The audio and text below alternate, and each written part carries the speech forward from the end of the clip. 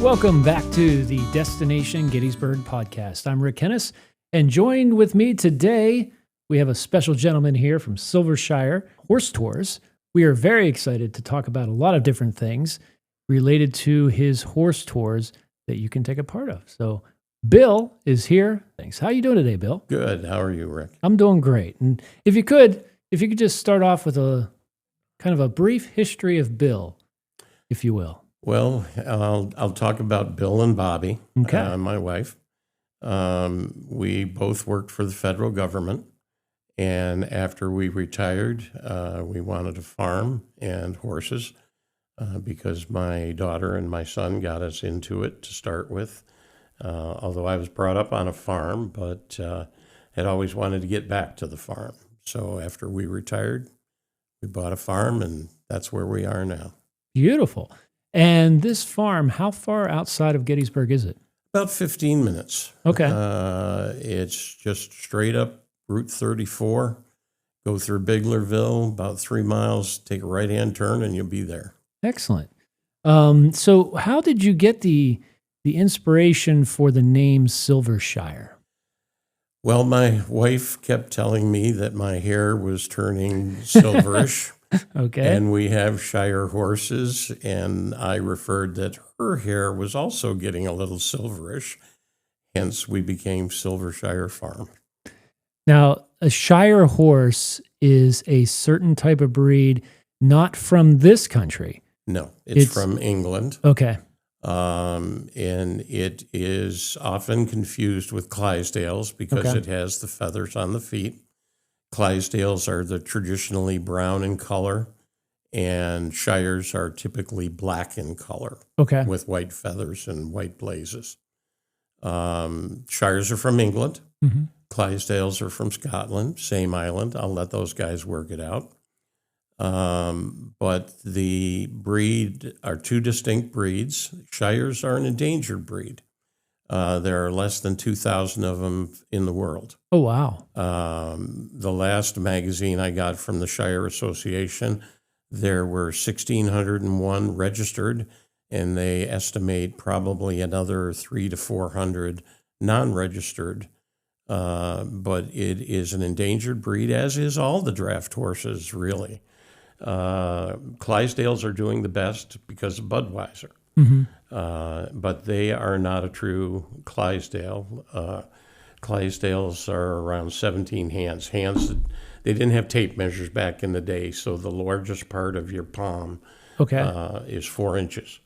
And that's how horses were measured back in the day and still holds to today. But yeah, Shires almost became extinct in the 50s because after the war in France and England, unfortunately, they were used for meat products.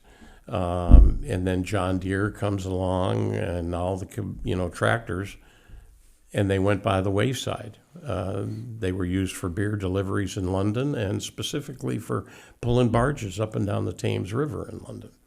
That was one of the things that they did. Now, basically what we do, tours using them, or the other draft breeds, Percherons, Clydesdales. The Belgians are specifically used in Lancaster by the Amish. But all these breeds are very small and have to be very careful with the breeding program so that they do not become extinct. Right. So when did you get your Shire?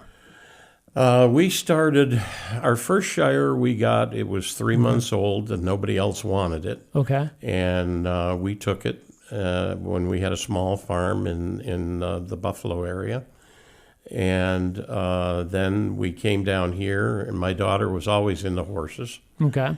And we just decided that we had friends of ours that have the concession on the battlefield. And we drove for them, and then we started our own little business at the farm. Excellent. So when you said earlier that there's not many of them left, when you got yours, was that number bigger? No, it was actually smaller. Okay. It has been growing every year, thank goodness. Okay. But it had to be very, very careful with breeding so that not breeding in abnormalities with, father breeding with daughter, that kind of thing. So it's been kind of a tough road, but it's been going up a little bit each year. Okay. But still have to be very careful. And they're making a comeback in the Pacific Northwest because they're being used to pull logs out of the forests, so they don't have to put as many logging roads. Because any horse, no matter what the size, can pull 4 times its body weight. We're talking about my Shires are in excess of 2,000 pounds. So use 2,000 pounds as a number. It means they can pull 4 times what their body weight is. That's 8,000 pounds. And if you use them in a team, one team can pull 4 to 5 times what one horse can pull. That's 32 to 40,000 pounds. And of course, they can get around areas a lot better than any vehicle would. Than tractors or vehicles. They don't have to cut in as many roads. And they like the horses with the feathers on the bottom of their legs because it protects them against the shrubbery in the middle of the forest and the ground cover. Whereas the Amish like the Belgians because they don't have the feathers, because the feathers take a lot of work. So when somebody takes one of your tours, obviously there's a lot of countryside that people can see and so forth. That's part of the tour. But what is the guest experience like? Like what's the bread and butter of the tours that you offer? What is unique about our tours is we're not on a road. We're in the middle of orchards. We're in the middle of pastures. We're in the middle of the countryside. We start out, we go through part of the orchards and talk about, the apples, 20,000 acres in Adams County. We're the 6th largest producer of apples in the world, in the United States. Washington State is first. New York and Michigan switch back and forth between second and third. Constant battle. 4th is Virginia. 5th is the state of Pennsylvania. 6th is Adams County. Right. So the uniqueness of our tour, we have an elk herd that we go by, a domesticated elk herd. They're wild, but they're being bred for meat products. So they're vetted and everything else. So we go by them. We go by other farm animals. We go through the middle of the orchards. We go through the middle of the countryside. So you have the blossoms in the springtime. You have the apples in the harvest during the mid months, and then you're in the middle of the fall foliage. Yeah. So it's just and we start kind of in a valley, work our way up to the top of a hill, which overlooks the valley, and a beautiful picture taking spot, which we stop at with the guests. And then at the end of the tour, it used to be that we unhooked the pulling team. Okay. And the pulling team was fed treats after the ride and pictures in the paddock with the horses. The rest of my horses have figured out if they come down to the fence, they're going to get fed too. So it ends up being feeding the entire herd at my farm. Yep. So that's an experience for the people because they don't understand the size of them until they get right up next to them. Because I have a 20-hand horse, which is basically 6 feet at the shoulder, and the head goes up another 3 feet. Okay.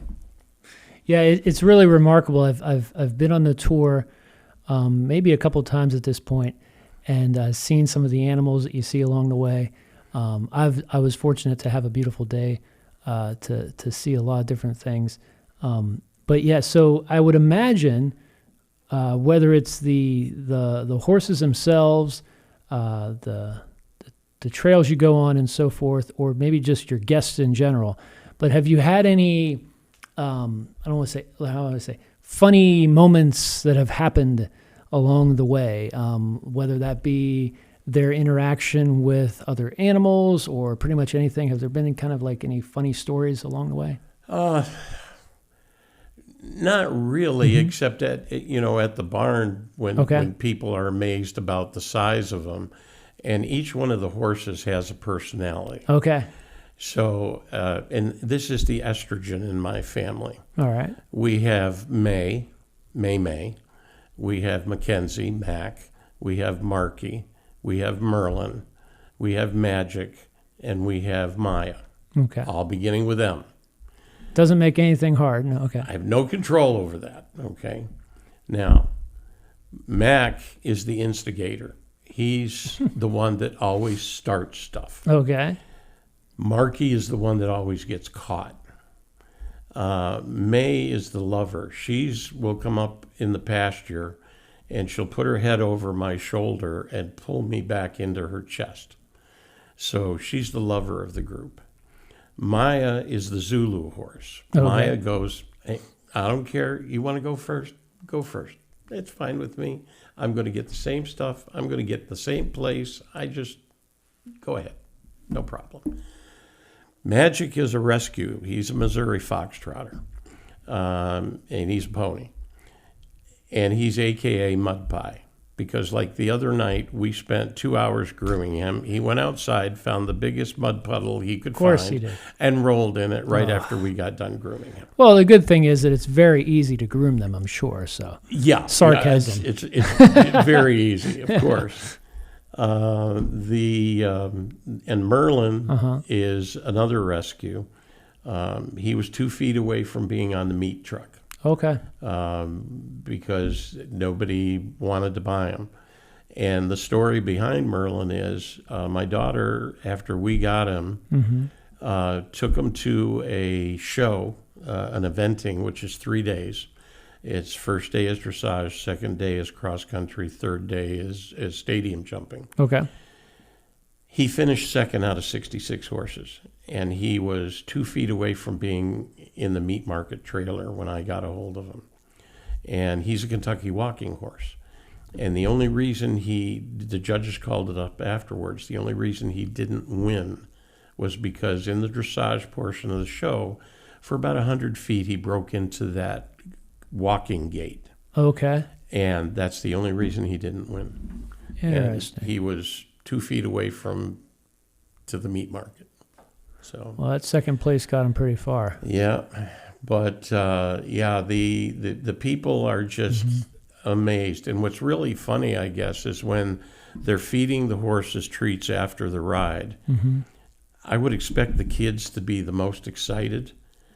They're not. It's the adults. It's the grown-ups who are they're running around like little kids. So. Well, the grown-ups have been conditioned in their later part in life to, absorb their workday and their commute or whatever that case may be, and they kind of lose the child inside them. So, whereas the kids, they're in it every day. It doesn't impress them. But the adults are funny sometimes because they're just squealing and running around like little kids, which is great to see. So, well, that's fun too, because then I'm sure they have a lot of questions and that kind of stuff. So, a question for some folks out there, and we'll get more into the details later on, your website per se. But how do folks book a tour with Silvershire? They can go on the website, silvershirefarm.com. I believe it's the bottom right-hand corner. There is a Book Now button. Okay. We had to go with a booking agency because where we're at in the foothills of Michoud State Forest, we have terrible internet connection. Okay. So I couldn't book people from my farm with any reliability. So we went to a booking agency. So you go on that website, the bottom corner, Book Now. Okay. It brings up a calendar. And then you click on whatever date you would be interested in and see if there are openings or if it's filled or how many people are left to book. Okay. And then just book it up. Awesome. Yeah, you were talking earlier about their personalities and this and that, but I know a day in the life of your wife is very, very detail oriented, very routine oriented. I can only imagine as somebody who comes into an office every day, what your life is like. But if you could kind of, run through, I don't necessarily say a day in a life, but like how are the horses trained? How are they cared for, in essence, on a regular basis, so they're happy and healthy? We start at the barn at around 5:30 in the morning. Usually they're out overnight, and it's easier just to bring them into the barn to feed them. They have their own separate stalls. Each one goes in their own stalls, and they get, now with the grass being out as good as it is, they are cut down on the amount of grain. They get grain, they get vitamins, they get, hay for their nets when they're in the barn. Then we turn them back out in the summertime. They spend all night out rather than, in the barn at night. In the wintertime, it's a different story that at dark we bring them in because it's cold. The summertime is easier. There's less cleanup, but they're still having to do their stalls, which takes about an hour to 2 hours. Make sure all the water is changed all around the farm and whatever. I have 6 pastures, so they rotate pastures, so they'll always have good grass. The days we have rides, and we have rides every day at 10 o'clock, except on Tuesday and Thursday. We have to have some time for taking care of equipment, taking care of the carriage, and everything. But yeah, it starts out 5 in the morning. By the time I get done initially with the barn, it's probably around 1, 2 o'clock.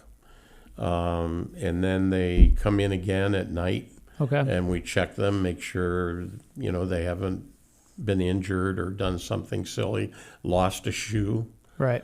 The vet comes about every quarter, gives them shots that they require, just general checks on them, files down their teeth if their teeth have grown or are pointed up where they're having problem chewing. Farrier comes in about every 6 to 8 weeks. Something I used to do myself, but I'm 75 now. I don't do that with a 2,000, 2,500 pound horse. It doesn't work out real well. Let the young guys do it. So about every 6 to 8 weeks, they come in, pull the shoes that they have on, clean up their feet, the growth, just like your fingernails need trimming. Yep. Same thing with them. And put on new shoes. And shoes are made by hand because they're so big they really don't have a shoe that'll fit. So our farrier, he makes them by hand. As a block of steel, hammers it out into a horseshoe and puts it on. So amazing. Yeah. Yeah. I know one time I was back at the farm there. You had some muzzles on the horses because some of them needed to keep out of certain things. And it's the 2 boys, Magic and Merlin. Okay. And we have to be a little careful with Maya, but not as much. Magic and Merlin were not taken care of when they were younger. Okay. And they have a disease called laminitis. And laminitis would be like having plantar's warts and diabetes and anything else going on with the feet at the same time. Okay. And what it comes from is the sugar that is in the grass. If they get too much sugar, basically they get blisters, open sores, whatever you want to call it, on the bottom of their feet. So we have to curtail the amount of grass, especially this time of the year, because there's so much sugar in the new grass that's growing. In the fall and winter months, when the grass really stops growing, then they don't need the muscles anymore. Or I have 2 smaller pastures that have a very limited amount of grass, very, very short in it, and I can turn them out into there without having to put the muzzles on them. But if that gets too short where they're not getting enough grass, they always have hay bins out there that they can go and eat, which they do. Sure. And it's just watching them to make sure that they don't get the laminitis, because it causes rings in their hooves, and then the rings become open blisters as the hoof grows. So we have to be very careful with those two. That's a challenge. I mean, some people might think when they come in for one of your tours, they don't necessarily think of all the things that go into taking care of these horses and making sure that they're healthy and Well, happy. another thing right now, too, is we're starting to get hotter days. Yeah. If you were to go by all of my horses at the farm right now today, you would all see a bright color mask on them. Okay. And it's a fly mask. And it has two big, almost like the fly that you see in the monster movies with the big eye things. Sure. Jeff Goldblum, that they have right on now to see with, and it keeps the flies out of their eyes and off of their face. So, one another little thing, but it's putting them on in the morning, and sometimes, like a fussy child, they don't want to get dressed in the morning. That's fair. That's fair. So sometimes it's trying to put one on a horse that's got its head 9 feet up in the air. Yeah. And it does present a little bit of a challenge. I have a 6 and an 8-year-old at home that sometimes have trouble getting up in the morning, but it's not quite the same thing. So what is it like? What's it like, obviously, being so close to Gettysburg and being a part of Adams County? What's it like having that historical area by your side when you're giving these tours? One of the things we talk about, besides the horses specifically, like we talked early, being an endangered breed and how much they can pull and that, and the orchards, we do talk a little bit about the battle in the area. In our specific area where we were, there was some camping going on with Lee's troops. The cavalry came down, which is Route 34, because when Lee had moved in, he went to Chambersburg, but the intention was to take a northern capital, that being Harrisburg. So they worked their way all the way up through Shippensburg, Carlisle, and not quite Harrisburg. They got there, but when they got there is when they found out that Meade's army was a lot closer. And so the reason that everything happened at Gettysburg is because of the 10 roads.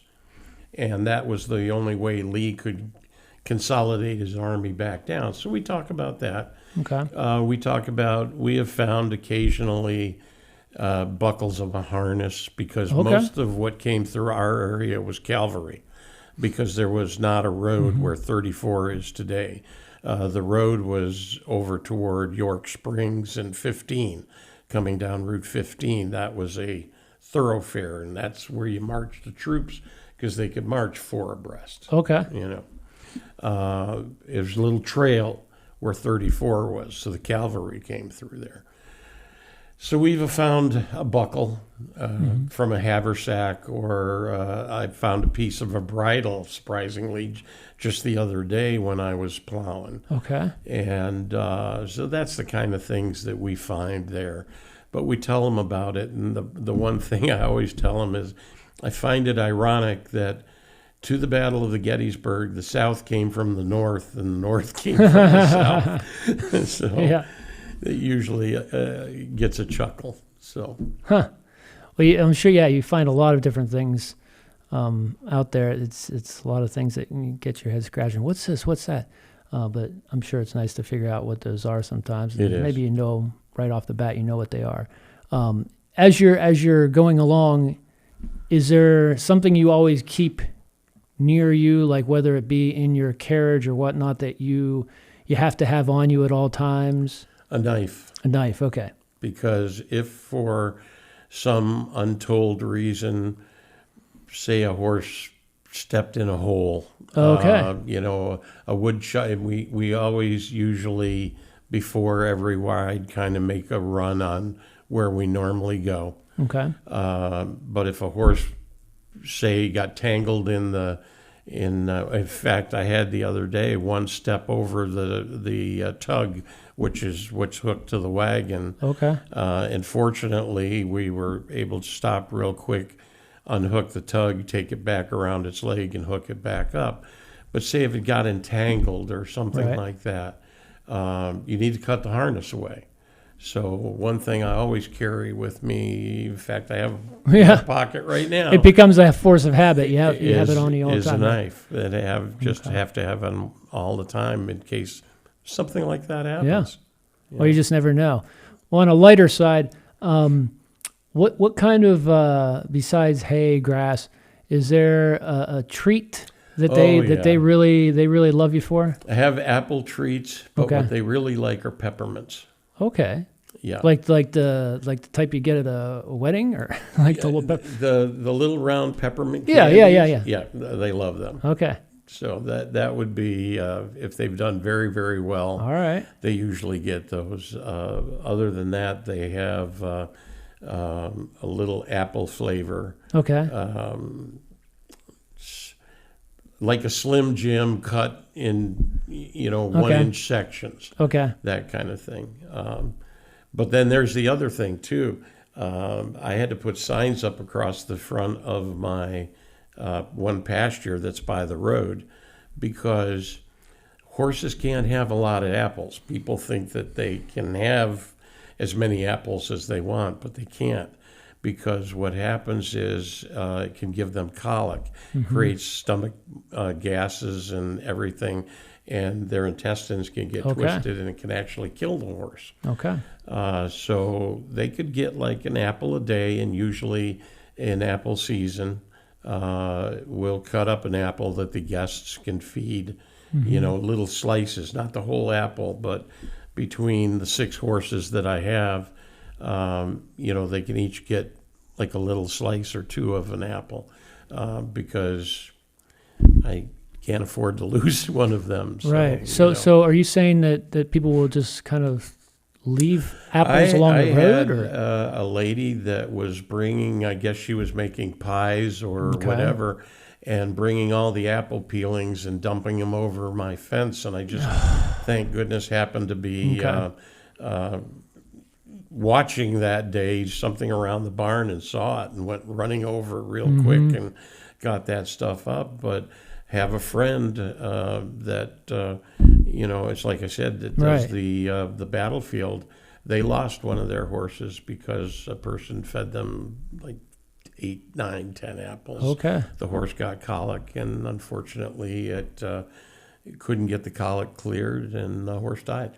I don't want to turn this into a lesson on not littering, but it's another case where some people might think it's innocent enough that they're driving down the road and they're eating an apple, and then it's like, oh, this is an apple. It'll be whatever, and they chuck it out the window.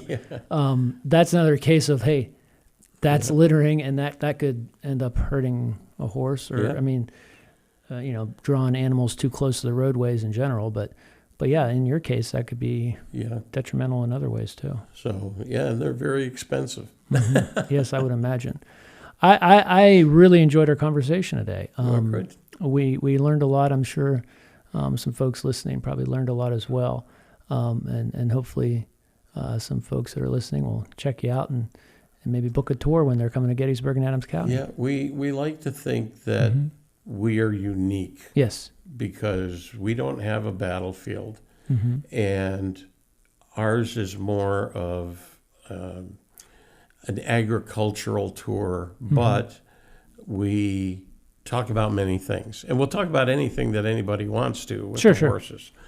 And the horses are a unique breed, love them to death, and it just... Yeah. Well, a lot of what the questions some people might have would be situational. So it's very personal experience when you when you take a tour with Silvershire, because anything could happen. Anything probably will happen. And anything could prompt any number of different questions from people. So, we talked about some of the basics today, but I'm sure that people who actually book a tour with you will learn something entirely different. We had a bald eagle the other day. And when the bald eagle's not around, we have a family of hawks. Okay. And they're really funny because they'll fly like 10, 15 feet down in front of the horses, because as the horses come along, they're kicking out the little moles and voles and everything. Hawks are right there for them. So, Excellent. Well, thank you so much for joining us. One more time, you can throw your website in there. We'll put it in the show notes as well. SilvershireFarm.com. Excellent. Thank you, Bill. Thank you for having me. It's always a pleasure. We'll see you next time. Yep. Thank you for listening to the Destination Gettysburg podcast, produced and hosted by Rick Kennis, with thanks to our special guest. No part of this material may be reproduced without written permission. Get inspired for your visit to Adams County, Pennsylvania at DestinationGettysburg.com.